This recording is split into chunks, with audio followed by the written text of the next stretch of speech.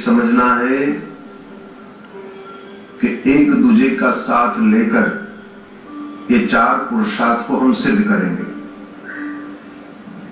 पुरुषार्थ को जो सिद्ध करता है उसी को ही पुरुष कहा जाता है।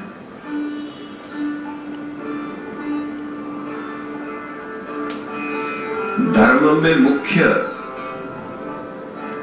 कर्मकांड इत्यादि यज्ञ याग आदि होता है। शास्त्रों ने अनेक प्रकार के यज्ञ का निरूपण किया है। भगवती श्रुति कहती है यजनम यज्ञः यज्ञो वै विष्णु। भगवान श्री हरि का यजन करना ही यज्ञ है। स्मृति और श्रुति ने यह कहा है देव यज्ञ, ऋषि यज्ञ, मानव यज्ञ, भूत यज्ञ। हर एक गृहस्थियों को यह यज्ञ नित्य करना चाहिए। देव यज्ञ का अर्थ होता है पाठ पूजा करना, देव की सेवा करना। ऋषि यज्ञ का अर्थ होता है शास्त्रों का अध्ययन करना, शास्त्र की बात के ऊपर भरोसा करना।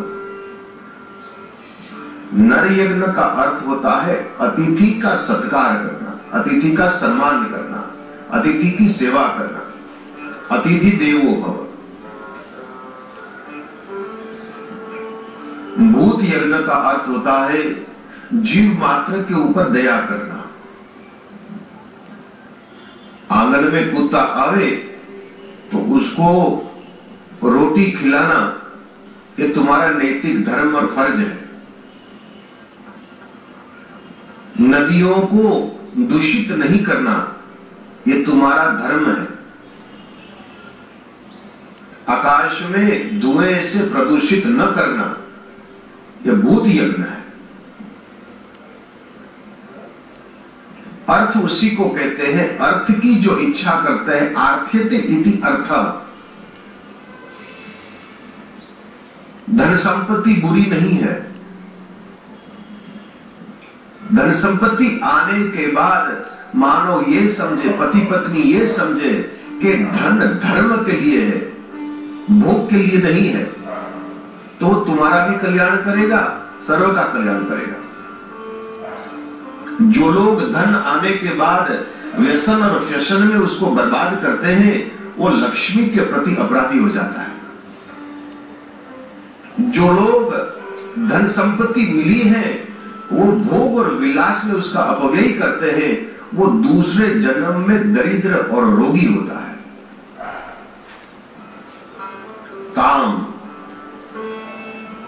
काम को देव कहा है भारत के ऋषि ने, असुर नहीं कहा।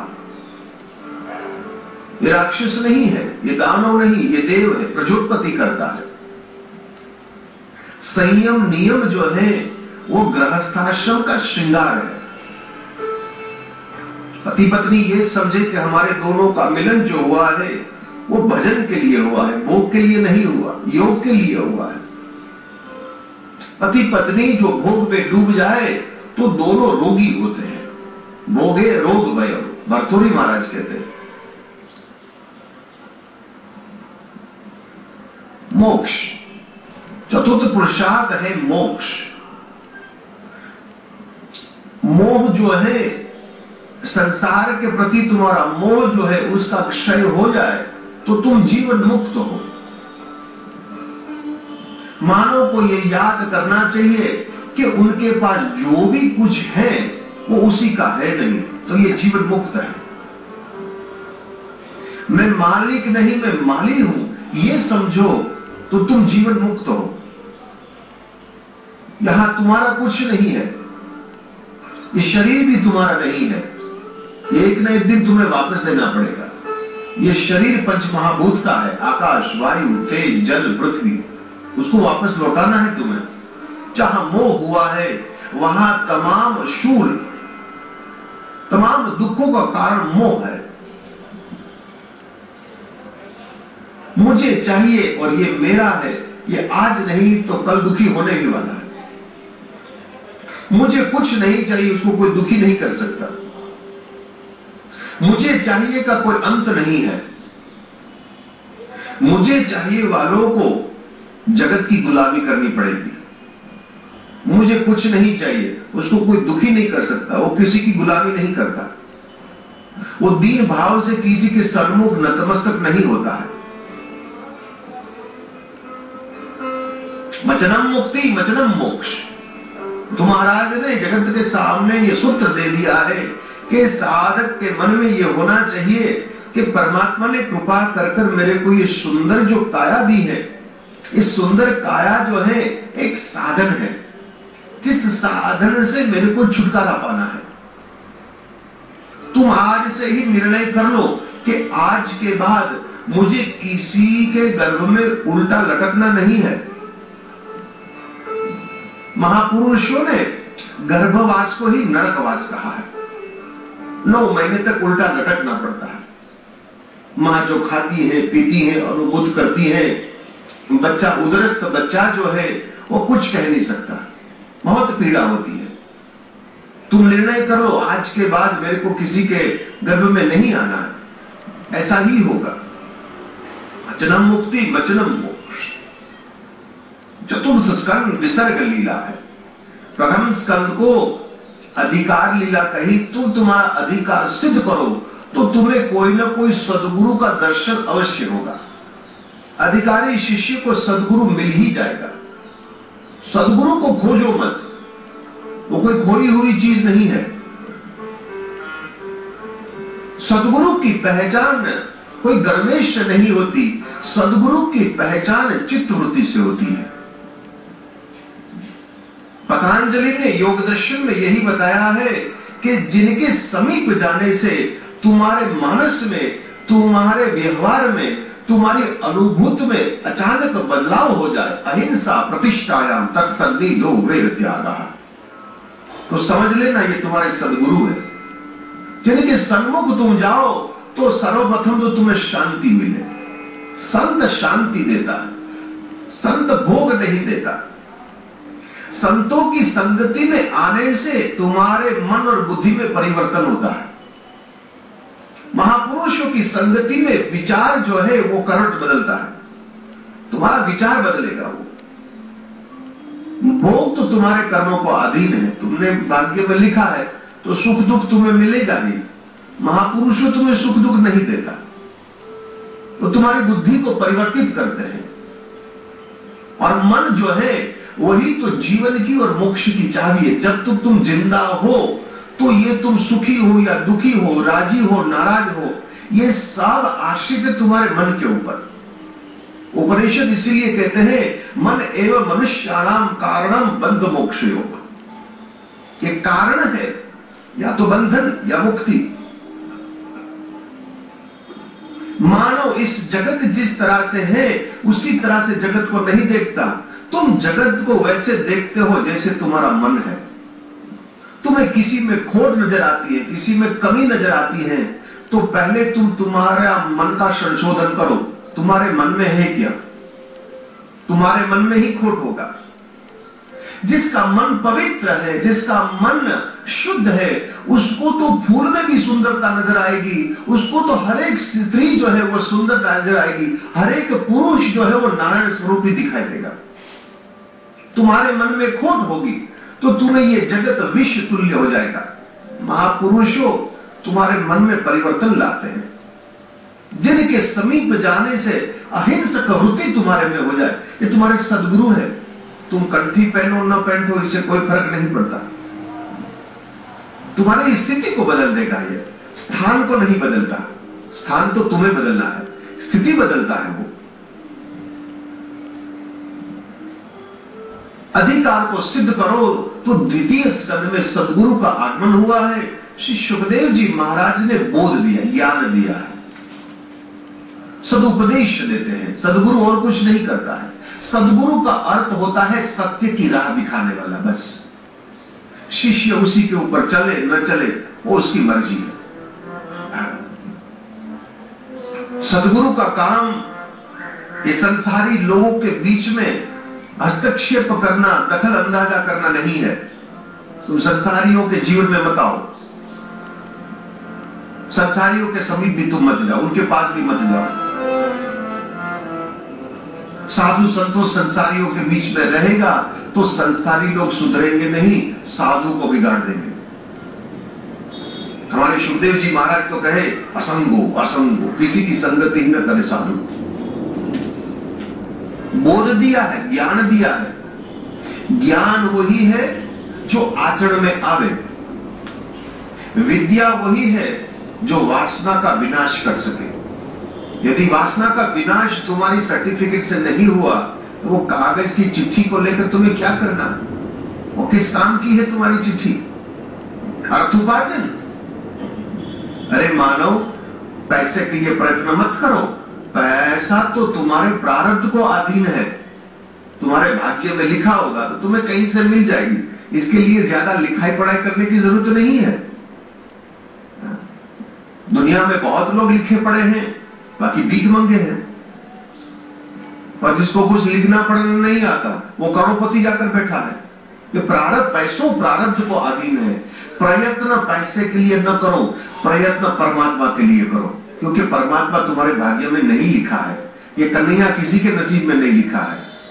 कन्हैया उसी का होता है जो कन्हैया के लिए मेहनत करता है, इसके लिए रोता है, उसके लिए जो पीछे लगेगा वो उसी का होता है। ये तुम्हारे भाग्य में, बाकी सब पहले से ही नसीब में लिखा है। इसकी कोई तो चिंता मत कर। रोटी भी मिलने वाली है, मकान भी मिलने वाला है, अरे लंगोट भी मिल जाएगी, इसकी काय को तो चिंता कर रहा है?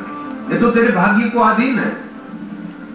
90 साल रहना है, जिंदा रहना है, तो 90 साल के लिए कहीं ना कहीं तो रोटी मिल ही जाएगी तुम्हें।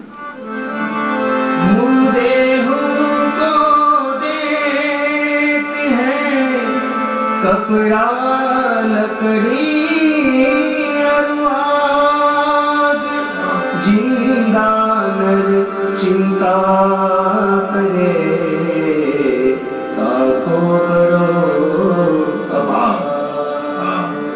जिंदा नर चिंता करे, उसका तो बड़ा अभाव है। इसकी चिंता मत करो, इसका टेंशन मत लो। आज मैंने 2 दिन पहले भी कहा था, यह अचानक टेंशन शब्द भारत में आ गया है। जो भी आदमी को चिंता में है, वो पता नहीं रात को नींद नहीं आती। सो जाओ।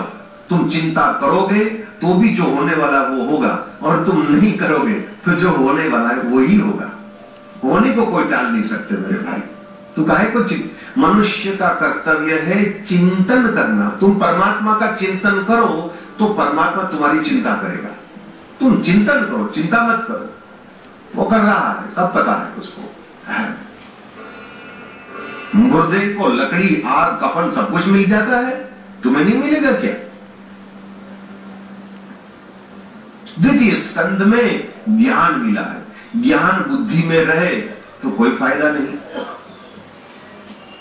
डॉक्टरेट बन जावे और सर्टिफिकेट मिल जावे, बाकी किसी की सेवा न करे, कोई चिकित्सा न करे, तो फिर डॉक्टरेट बनने में क्या फायदा?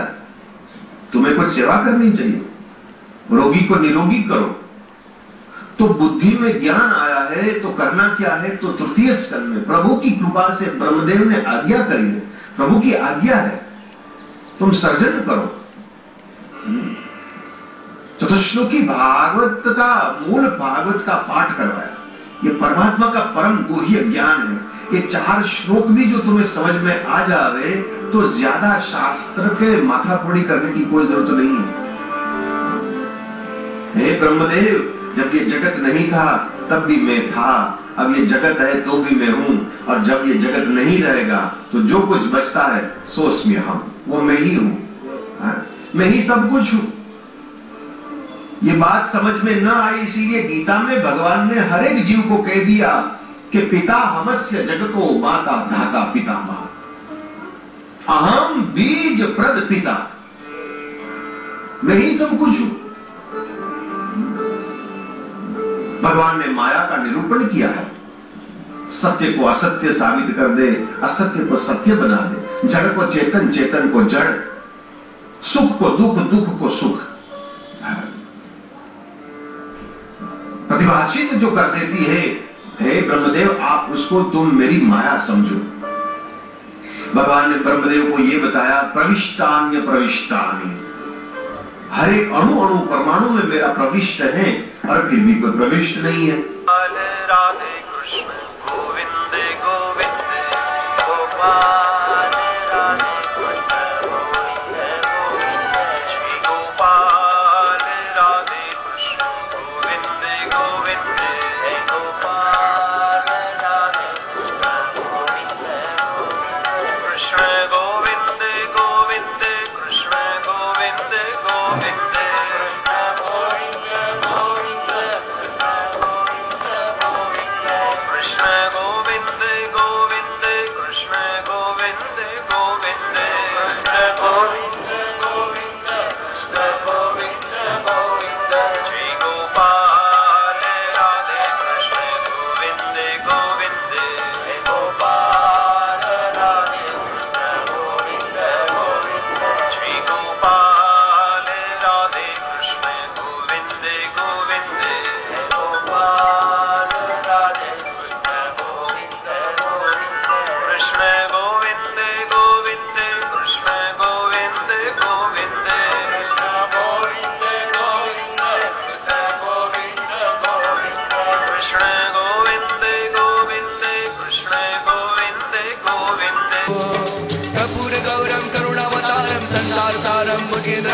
सदा वसन्तं हृदयारविन्दे भवं भवानी सहितं नमामि मङ्गलं भगवान् विष्णु मङ्गलं गरुडध्वज मङ्गलं पुण्डरीकाक्षो मङ्गलाय तनोहरि सर्वमङ्गले मङ्गले शिवे सर्वार्थसाधिके शरण्ये त्र्यम्बके गौरी नारायणी नमोस्तुते नारायणी नमोस्तुते नारायणी नमोस्तुते।